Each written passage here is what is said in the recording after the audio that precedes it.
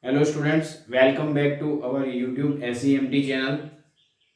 Today we are going to revise chapter number 4.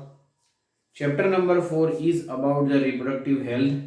In previous revision video we have discussed about the chapter number 2, that was sexual reproduction in flowering plants. Now we are starting a new chapter for the revision is reproductive health. We will take certain topics which are very important for the boards.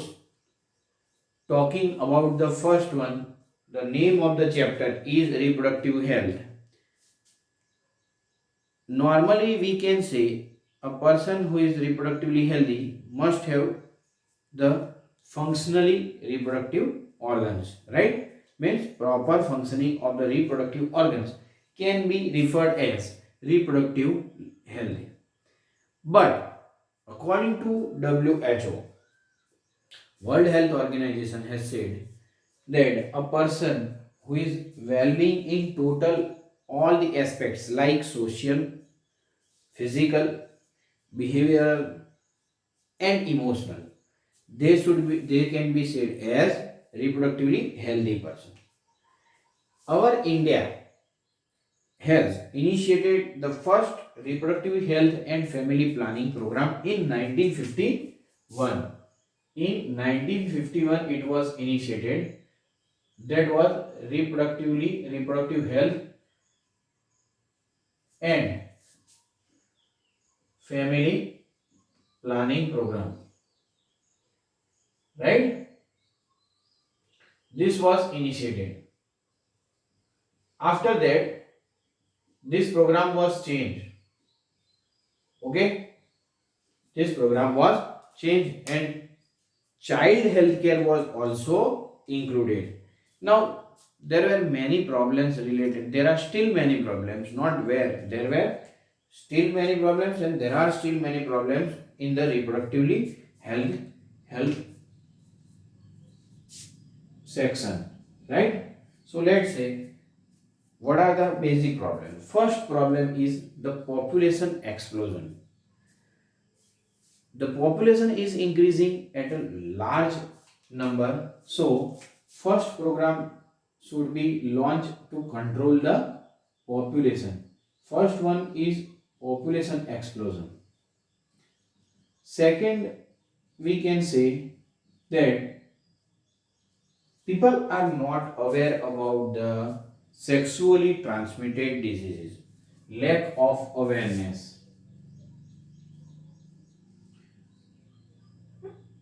about the sexually transmitted diseases. Then, third one is there are many myths and misconceptions about the reproductive health. Myths and misconceptions about the reproductive health. There are many number of female feticides. This is also a big problem for India, that there are large number of female feticides. So basically there are certain problems. Sex related crimes are also occurring, right? So that is also a problem. Abuses, crimes, certain things are present. Now for this we should encourage the those fertile couples and provide right information about the family planning, how to take care about the reproductive health. This all things should be done, and generally it is done by governmental and non-governmental organizations, right? That are referred as NGO, by the help of audiovisual media, by the help of print media. Certain things are completely given a proper information so that they can get aware about this problems. Lack of awareness is due to that it was not included in the education, so this has now part of education so that young students can also get proper information of this. Then sex related diseases, that are STDs, which occurs. For that, how to prevent and control the sexually transmitted diseases, for that also the awareness should be done. Okay, so talking about the how to control the population explosion. So population explosion can be controlled by using various type of contraceptive devices. So an ideal contraceptive should be, right, there should be awareness in a small families, right, encouragement in case of small families, to promote the small families, right. There were several slogans which were given for to encourage हम दो हमारे दो बच्चे घर में अच्छे. Such type of slogans were already launched by government to promote the small families. Now, for case of ideal contraceptive, it should be first of all easily available, user friendly, right, and it should be creating less or nil side effects, right. Okay, it can be easily reversed. It should be easily reversed. That is an case of ideal contraceptive, right. It should have no or least side effects. It should be user friendly, cost effective, easily reversible, right. These are the properties of ideal contraceptive. So talking about the first method of contraception to prevent the pregnancy is natural methods. Is natural methods. So talking about the natural methods, there are three types of natural methods. Okay. First one is coitus interruptus. First one is coitus interruptus. Second one is the, see, we are doing the revision of chapter number 4 that has been already kept in very detail with neat topics in our regular videos, right. Second one is periodic abstinence. Third one is lactational amenorrhea.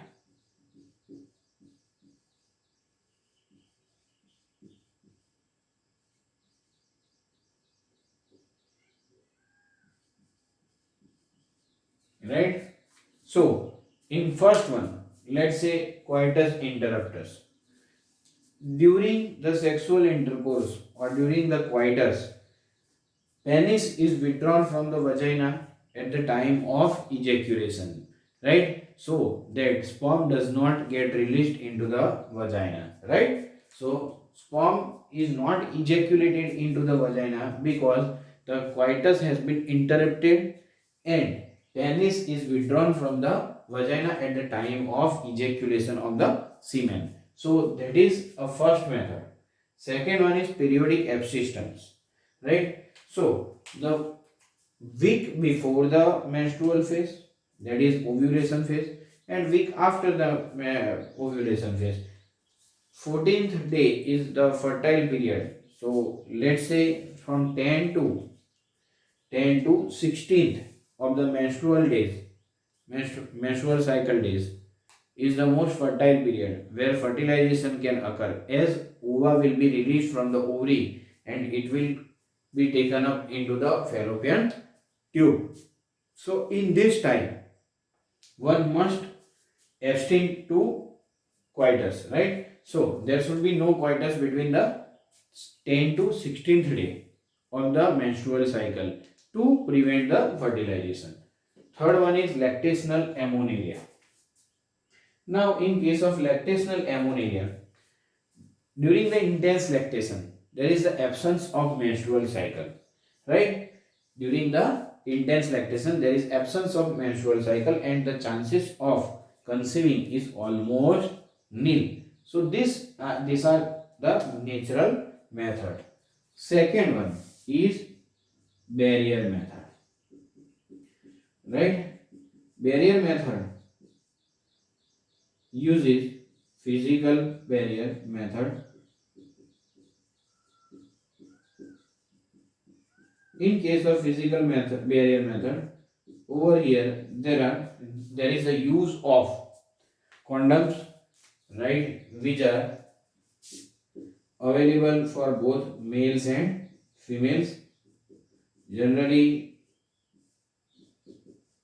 these are easily available, right? Now, in case of this, a rubber sheath, male latex, when we talk about the male latex, a rubber sheath is covering the entire penis so that sperm is not or semen is not ejaculated into the female's vagina.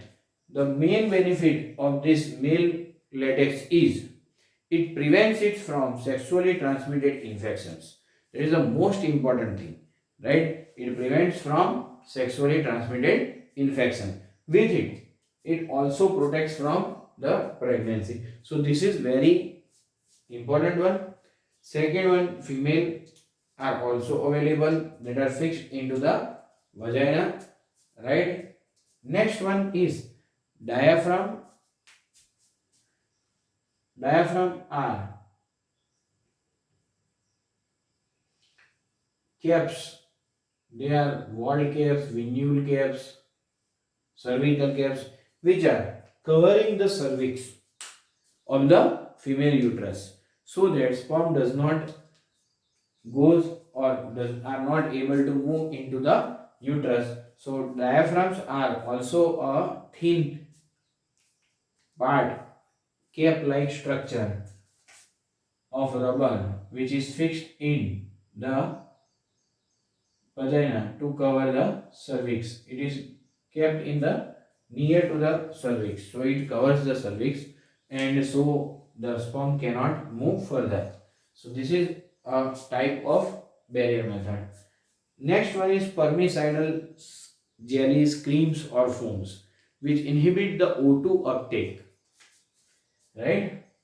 Spermicidal jellies, foams or creams, right? This inhibit the O2 uptake of sperm so that sperm does not stay alive, that will be killed, right? Inhibit O2 uptake, and this can also prevent the pregnancy. So these are the three types of barrier methods. Next one is type of IUDs. These are very important. This is intrauterine devices. Intrauterine devices.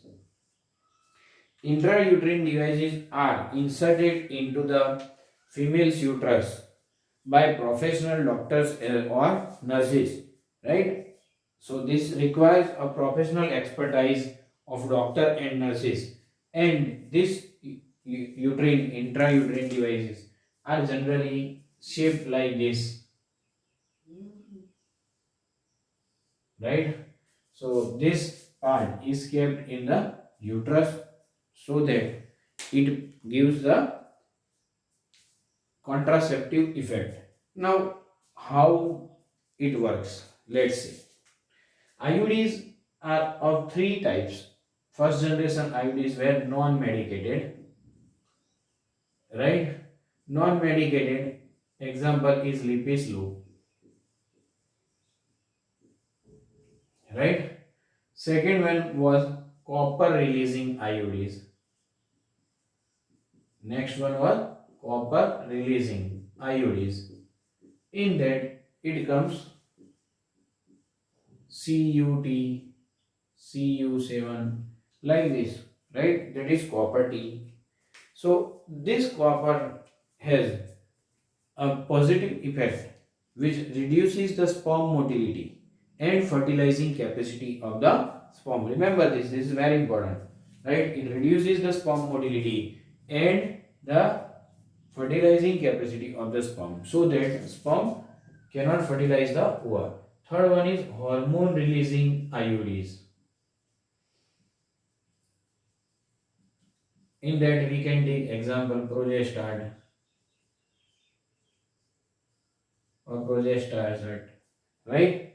This IUDs releases the hormones which makes the uterus unsuitable for the implantation. Remember this, okay? And renders the thick cervical mucus, which also reduces the sperm motility. So this is the main effect. It makes the uterus wall unsuitable for implantation, so that fertilization does not occur.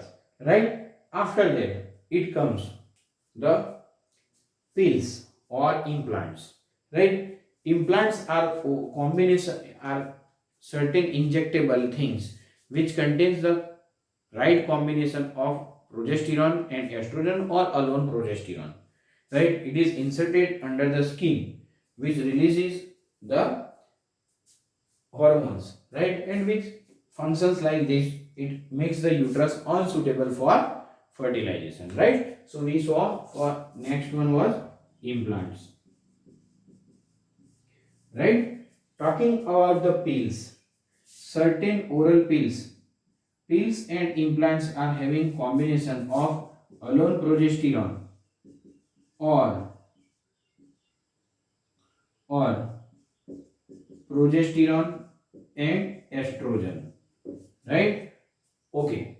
In case of pills, there are certain pills which are taken in a gap of 7 days, right? After that gap of 7 days, menstrual cycle first 5 days, again it is started. Menstrual cycle first 5 days, right? Pills are started.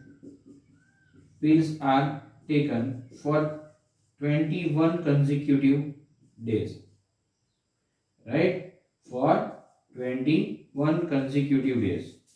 Now, after that, again there is a gap of 7 days. Again, from 1 to 5 days, the pills are taken, right? So, it contains a low dosage of progesterone and estrogen, right? After that, there was a pill that was made once in a week pill called as Saheli at Central Drug Research Institute, right? CDRI.